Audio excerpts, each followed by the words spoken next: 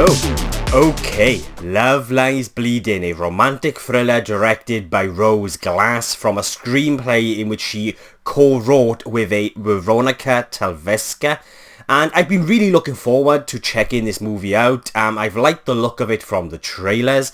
So the film is set in 1989. Its plot follows the relationship between a reclusive gym manager who is part of a crime family and an ambitious bodybuilder who commits a string of murders once they get wrapped up in organised crime. And so what this film does straight away, for me anyway, personally, and that is sort of really kind of right from the opening shots, sort of transports you into what appears to be this kind of very dark fairy tale, very otherworldly kind of setting, and I feel like it really does a good job at achieving this through some striking visuals, the cinematography, and the beautiful score by Clint Mansell. Like, all of these elements sort of help create this kind of very otherworldly vibe, and it really does a good job at setting that up in the first sort of opening sort of shots and moments of this movie.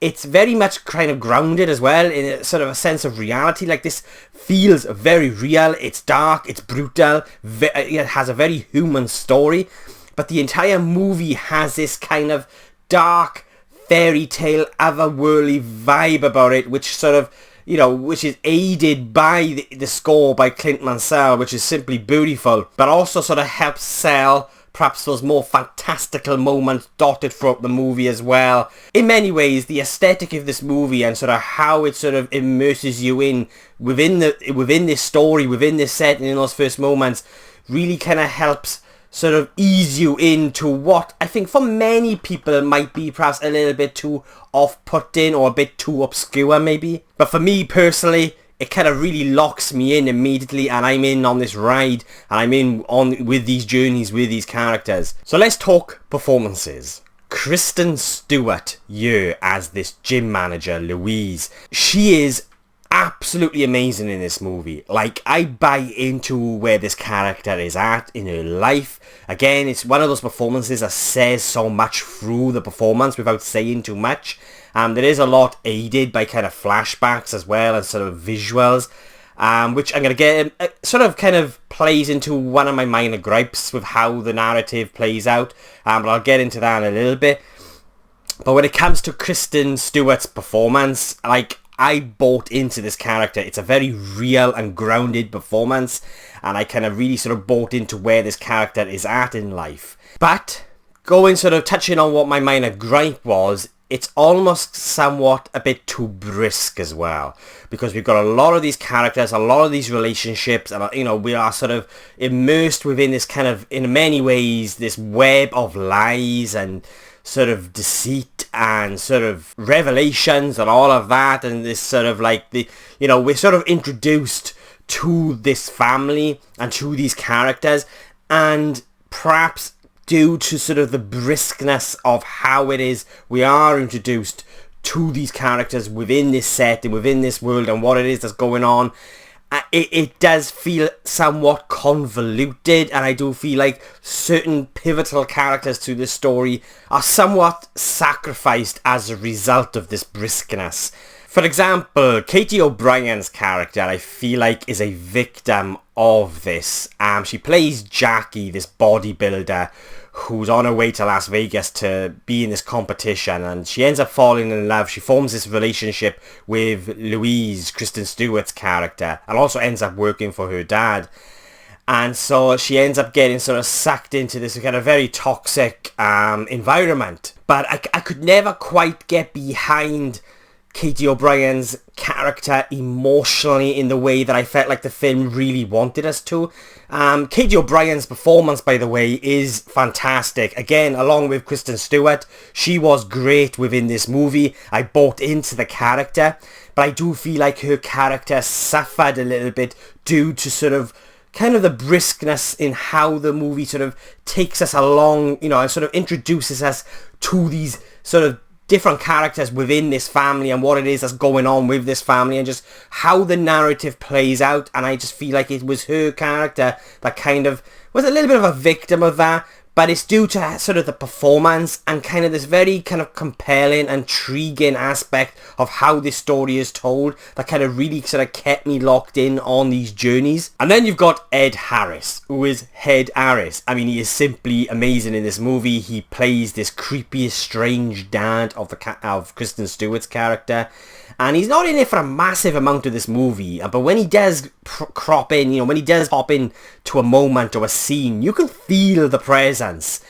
But also, it's this character and how Ed Harris brings his character to life, and through the writing, is one of the sort of the elements of this movie that kind of really sort of challenges you as a viewer emotionally in how you feel towards this story and towards these characters' journeys as a whole. And that's one of the aspects that I really liked about this movie. Come this sort of the final act and that third, you know, the very final moment, the film challenges you.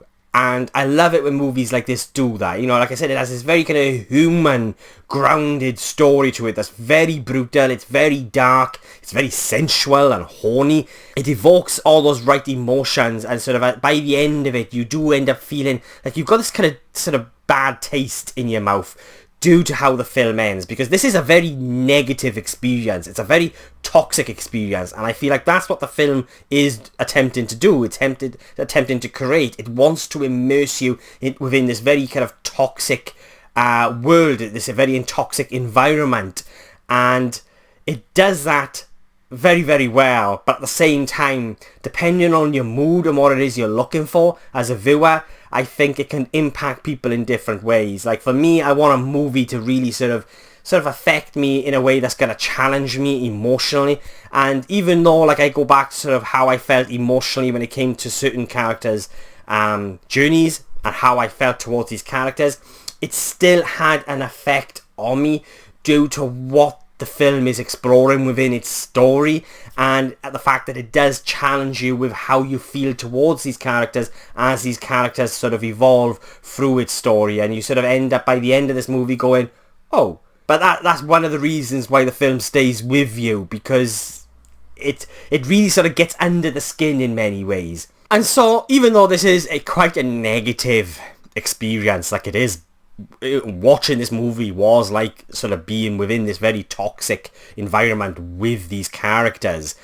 I just feel like it's that otherworldly fairy tale fantastical vibe that this movie kind of has sort of running throughout that kind of really stops it from, it kind of sort of keeps it sort of lifted just a little bit, just enough to almost give it that kind of like dreamer sort of like, you know, what these characters is that they're sort of aspiring to, you know, these characters are dreamers. They want to sort of be better. They want to be better versions of themselves. And I just feel like it is that kind of fairy tale otherworldly vibe that stops it from sort of falling all the way down to this sort of very kind of deep, depressing, negative well, or this black hole, you could say.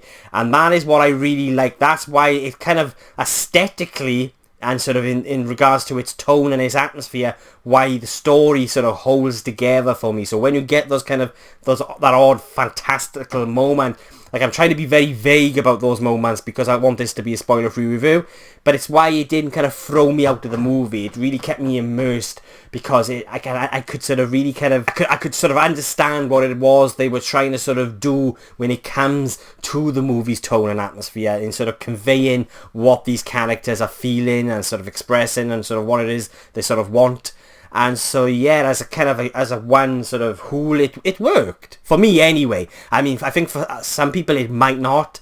It might just be a little bit too obscure and a bit too niche maybe.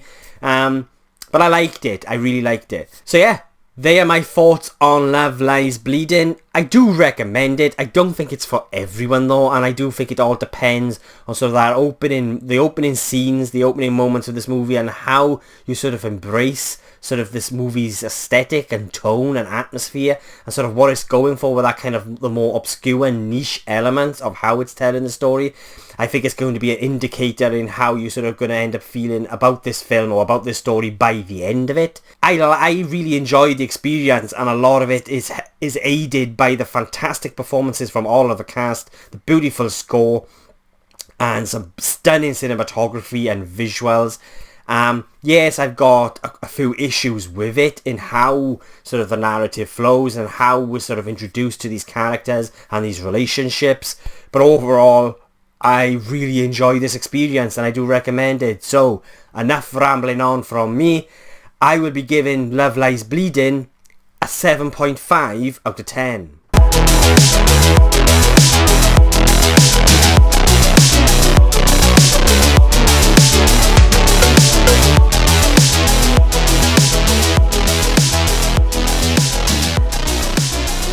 So yeah, there are my thoughts on Love Lies Bleeding, but what did you guys think? Did you love it? Did you hate it? Do you agree or disagree with anything I've said? Then please let me know in the comments below and let's get a discussion going. And if you've made it this far into the video, thank you so much. I really do appreciate it. And if you want to watch future movie reviews from just some random Welsh geek rambling on, then please hit the subscribe button. It will mean an awful lot to me.